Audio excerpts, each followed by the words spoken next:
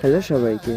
আজকে আমি জন্মাষ্টমী উপলক্ষে আমার ঘরের গোপালের জন্য একটা ছোট্ট দোলনা বানাবো।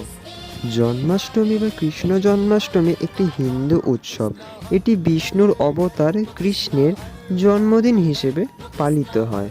মথুরা, বৃন্দাবন, মণিপুর ইত্যাদি স্থানে এই অনুষ্ঠান অত্যন্ত আড়ম্বরের সাথে করা হয়। ছোট্ট গোপাল সোনাকে এই দিন এত সুন্দর করে সাজানো হয় না, সেই সৌন্দর্যকে ঠিক অবহেলাও করা যায় না।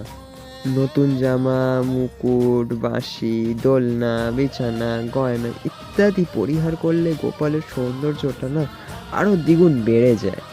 তোমাদের সাথে গল্প করতে করতে এদিকে আমার গোপালের দোলনাটাও তৈরি হয়ে গেছে।